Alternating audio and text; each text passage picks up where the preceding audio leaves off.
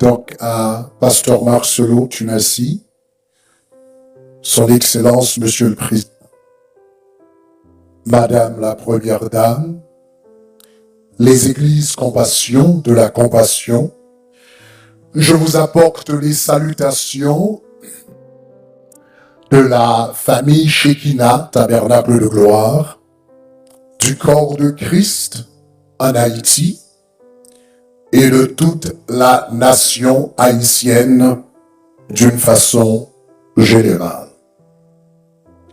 Il y a des tragédies qui arrivent dans la vie qui nous font penser que nous devrions avoir une réponse ou une explication de la part de Dieu. Et parfois, nous pouvons même penser que nous avons la réponse. Ce sentiment de droit et même de présomption de savoir peut nous conduire ou encore peuvent nous conduire à une sorte d'auto-illusion. Il est vrai que nous apprécierions à avoir une réponse de la volonté de Dieu. Ce serait très apprécié d'avoir une réponse de la part de Dieu en cas de crise ou en temps de crise. Mais les réponses, ce n'est pas vraiment ce qu'il nous faut dans les moments de crise. Il nous faut quelque chose d'autre. Et ce dont nous avons besoin, nous le trouvons dans l'histoire de Job. Donc ce matin, rapidement, en guise de prédication, je voudrais vous lire quelques passages du livre de Job, quelques textes du livre de Job qui pourront vous encourager en ce moment difficile. Donc tout d'abord, je vous mets dans le contexte. Job, c'était un homme qui vivait dans un pays en Orient. La Bible dit c'était un homme intègre qui craignait Dieu et qui se détournait du mal. Le texte, la Bible dit, il avait 7 fils et 3 filles.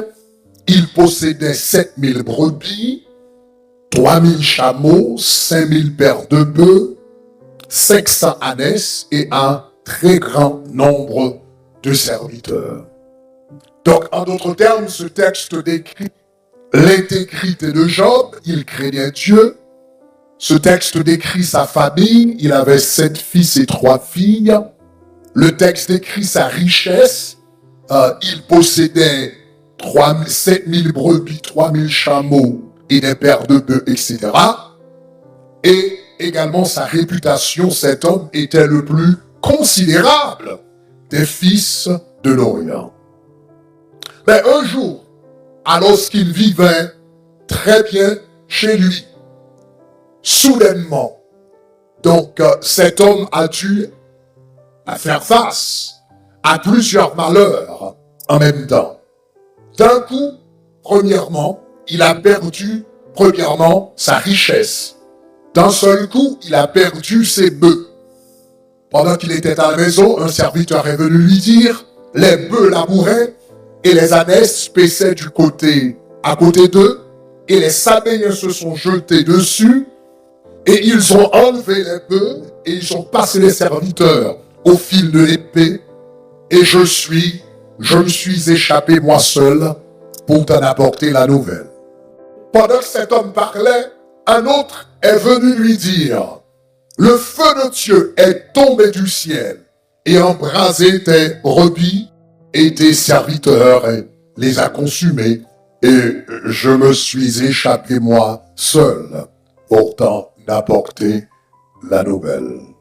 Pendant que cet homme parlait, un troisième est venu pour lui dire, des Chaldéens formés en bande de 3 se sont jetés sur les chameaux, ils ont enlevé et ils ont passé les serviteurs au fil de l'épée, et je me suis échappé moi seul pour t'en d'apporter la nouvelle. Donc Job s'est dit en lui-même, j'ai perdu toute ma richesse en un seul jour, mais au moins j'ai ma famille.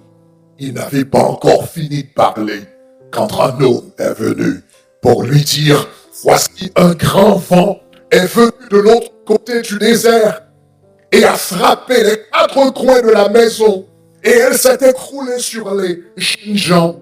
Ils sont tous morts. Et je me suis échappé pour t'en apporter la nouvelle. En un seul jour, cet homme a perdu sa richesse, ses serviteurs, sa maison et sa famille. La première réaction de Job, la première réaction de Job, c'était de dire que l'Éternel a ôté et l'Éternel a donné, que le nom de l'Éternel soit béni. Mais ça, c'était la première réaction. Job en a eu d'autres après celle-ci qui n'étaient pas aussi positives.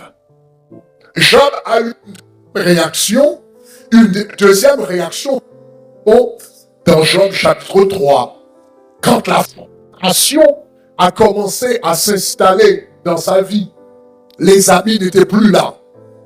Les parents n'étaient plus là. Il était tout seul chez nous. Et la frustration a commencé à s'installer en lui. Il a dit dans Job chapitre 3, verset 3, « Périsse le jour où je suis né. Et la nuit qui dit, un enfant mâle est conçu. » Job était tellement frustré qu'il est même arrivé à dire, « Pourquoi ne suis-je pas mort dans le ventre de ma mère? Et pourquoi n'ai-je pas expiré aux sorties des entrailles? »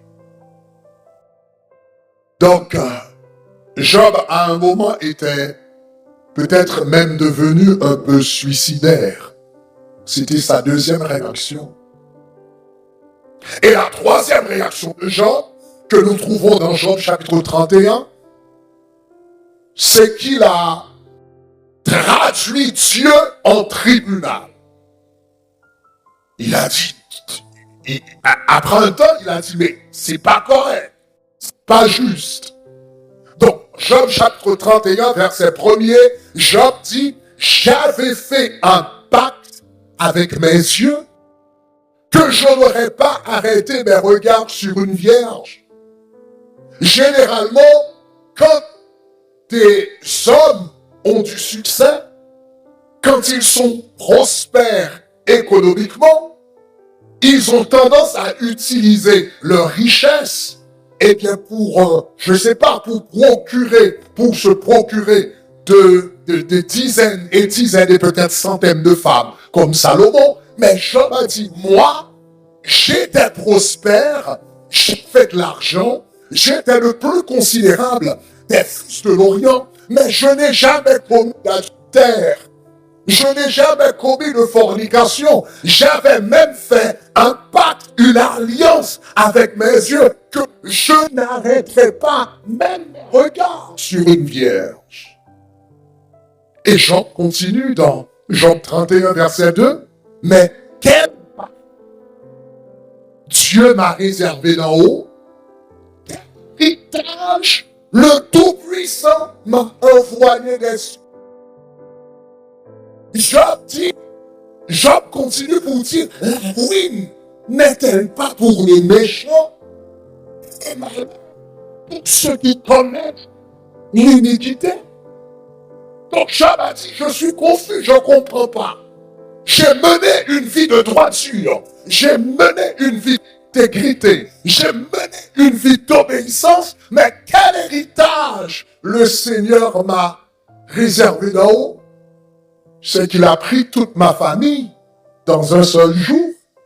Est-ce que ça, c'est l'héritage des serviteurs de Dieu? Donc dans Job 31, le verset 4, Job 31, le verset 4, Job a dit, Dieu n'a-t-il pas connu mes voies? Donc Job a dit, on dit souvent que Dieu est omniscient, mais peut-être qu'il n'a pas connu mes voies. Peut-être qu'il n'est pas au courant de ma droiture, de mon intégrité et de mon obéissance. Il dit, n'a-t-il pas compté tous mes pas? Et il continue au verset 5 pour dire, si j'ai marché dans le mensonge, si mon pied couru vers la fraude, que Dieu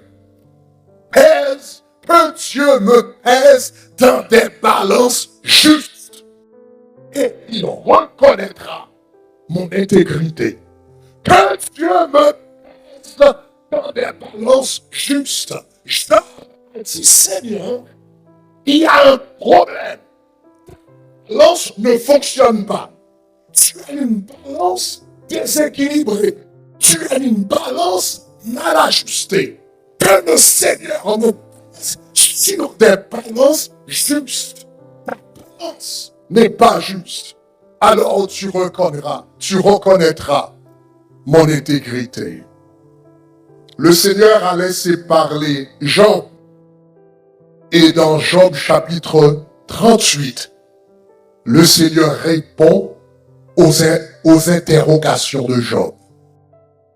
Le Seigneur répond avec ces mots au verset 1er. L'Éternel répondit du milieu de la tempête et dit, qui est celui qui obscurcit mes pensées par des discours sans intelligence?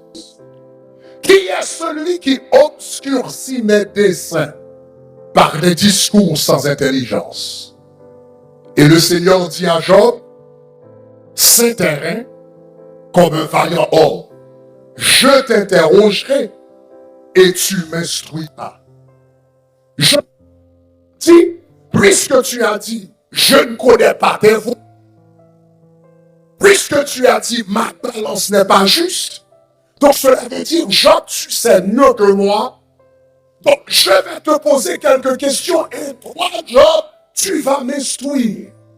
Tu vas m'enseigner comment gouverner le monde et comment faire les choses. Donc Job, c'est terrain, je vais te poser quelques questions et toi, tu m'instruiras. Et le Seigneur commence. Où étais-tu quand je fondais la terre? Première question. Le jour où j'ai dit que la lumière soit et la lumière fut, où étais-tu, Job?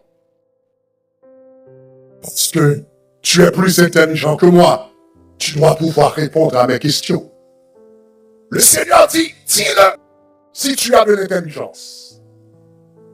Et au verset 4, le Seigneur dit, qui en a fixé les dimensions? Le sais-tu?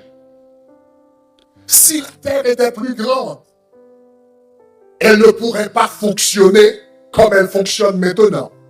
Si la terre était plus petite, elle ne pourrait pas fonctionner comme elle fonctionne maintenant. La vie humaine ne serait pas possible si la terre était plus petite ou plus grande. Donc Dieu a dit à Job,